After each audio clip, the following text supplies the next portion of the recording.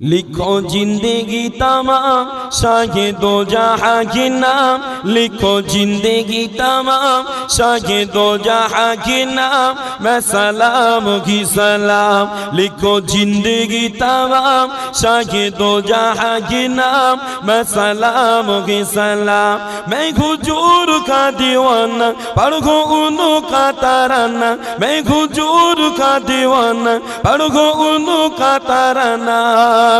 गली गली गाम गाम मैं सलाम की सलाम। लिखो जिंदगी तमाम शागे दो जहां के नाम, लिखो जिंदगी तमाम शागे दो जहां के नाम, मैं सलाम की सलाम। শহীদ হয়ে যায় যে বান্দারা আল্লাহর জন্য, আল্লাহর বান্দার হিফাজতের জন্য জিহাদের ময়দানে নেমে শাহাদাত বরণ করে বাবা, এরম বান্দাদের ঘরে আমার আল্লাহ পাক আল্লাহর জান্নাতে সবুজ পাখিরা ঘরে ঘুরাবেন বাবা।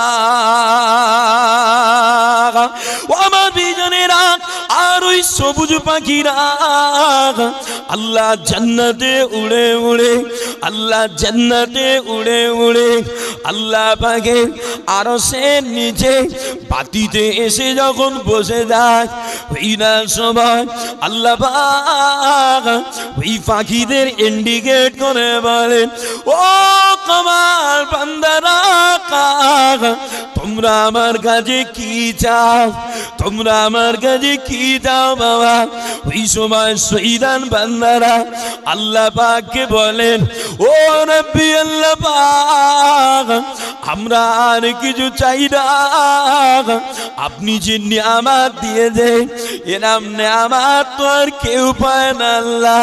তবে আল্লাহ আপনি যদি আমাদের একবার দুনিয়ায় পাঠিয়ে দেন, আবারও আপনার দ্বীনের জন্য, আবারও আপনার শরিয়াতের জন্য জিহাদের ময়দানে গিয়ে আমরা আবারও শহীদ হতে চাই।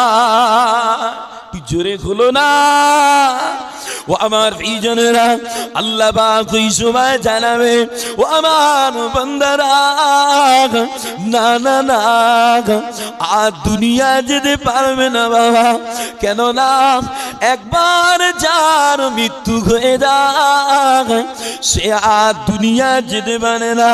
বান্দারা, তোমরা আমার জান্নাতের নিয়ামত উপভোগ করো, আমি আল্লাহ তোমাদের মর্যাদাটা আরো বাড়িয়ে দিলাম।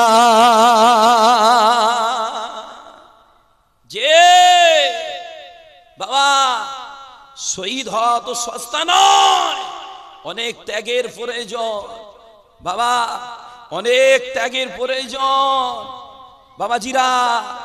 শুধু শহীদানদের জান্নাতে মর্যাদা নয়, বরং দুনিয়ায়ও আল্লাহ ওদের মর্যাদার কথা বলেছেন। কি রাসূল পাক বলেছেন, শহীদানের লাশগুলোকে কবরের মাটি গ্রাস করতে পারে না। বলেন না সুবহানাল্লাহ। আলোচনা করলে বুঝতে পারবে বাবা।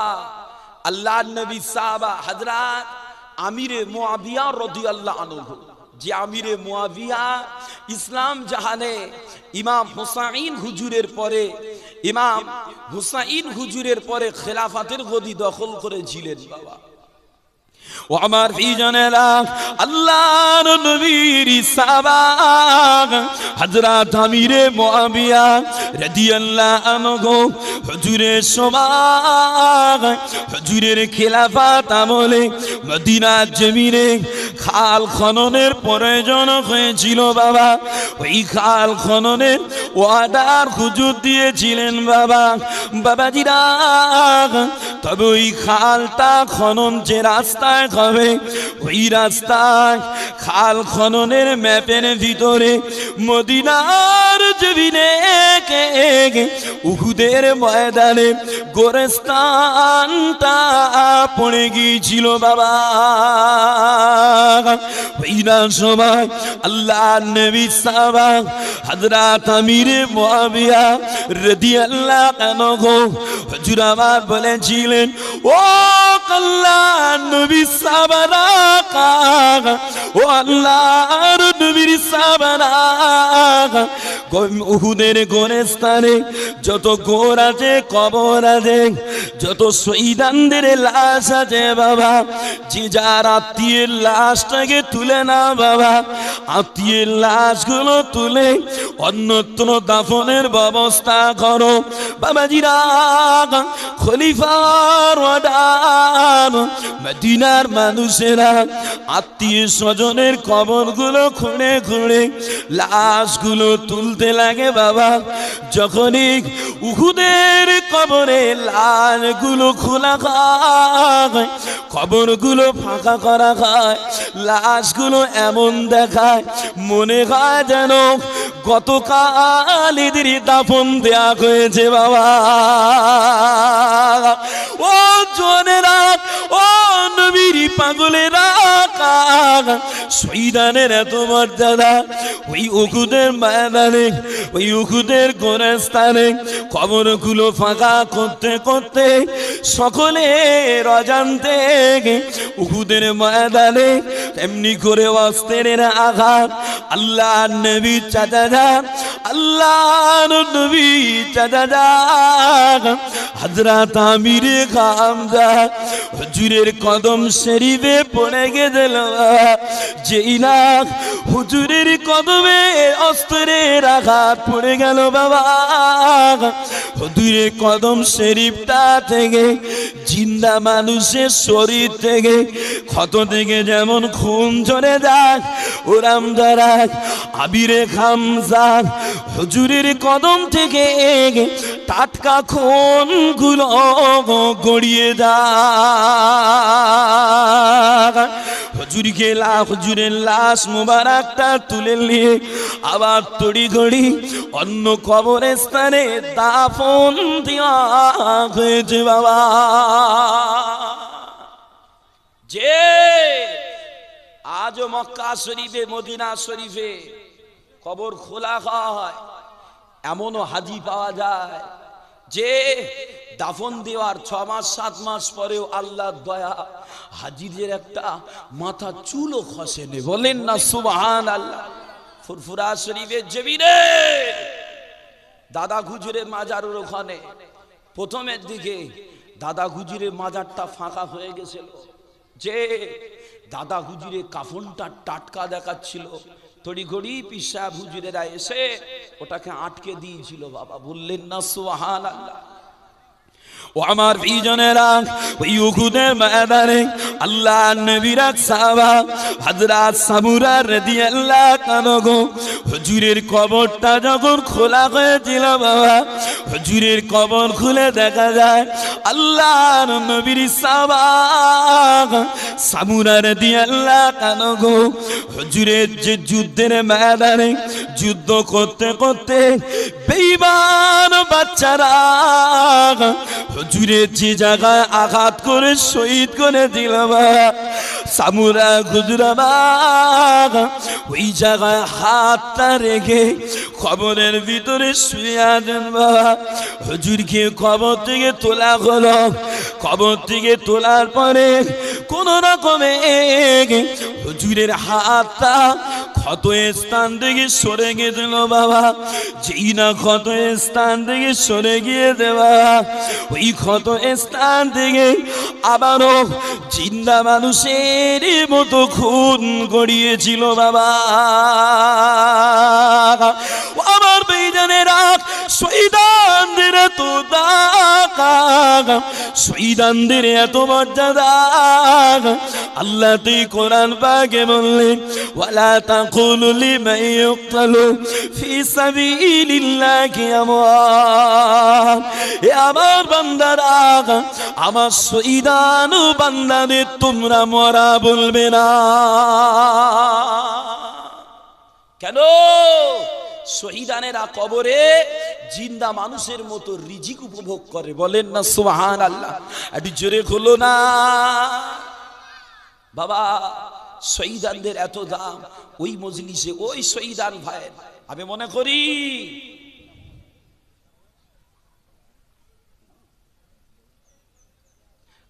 করি যে প্রেক্ষাপটে আমার রিজাউল ভাই দুনিয়া ছেড়েছেন, আল্লাহ তাকে শহীদের মর্যাদায় রেখেছেন। বলেন আমিন, সকলে বলেন না আমিন।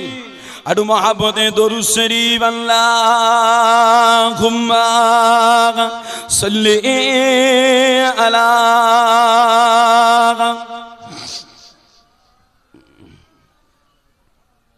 ওয়া আলা আলিহি।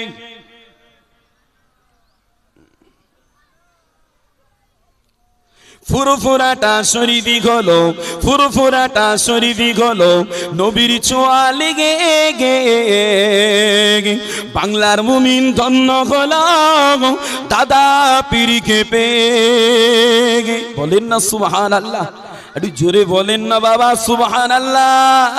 ফুরফুরাটা শরীফি হলো, ফুরফুরাটা শরীফি হলো নবীর ছোঁয়া লেগে গে। বাংলার মুমিন ধন্য হলো দাদা পীরকে পেয়ে।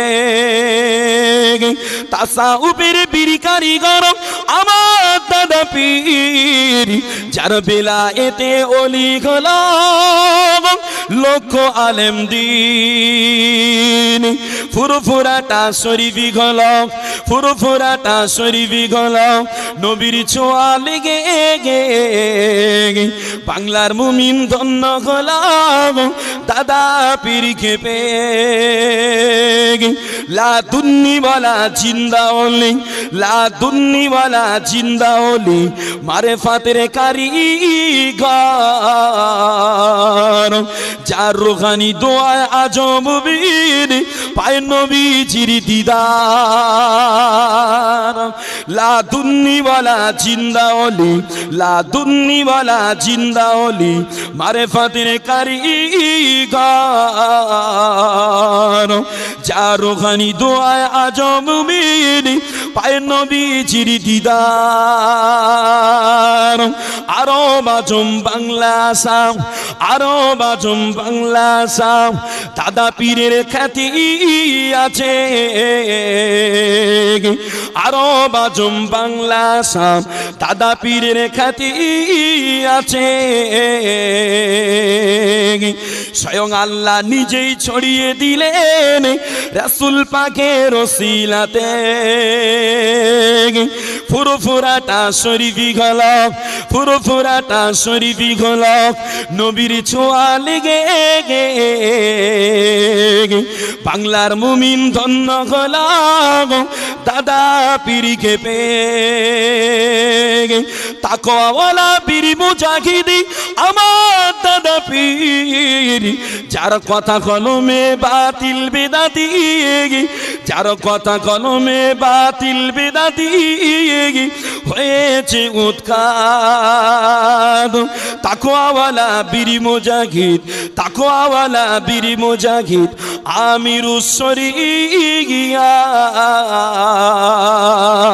তাকওয়াওয়ালা বীর মুজাহিদ আমিরুস শরিয়াত,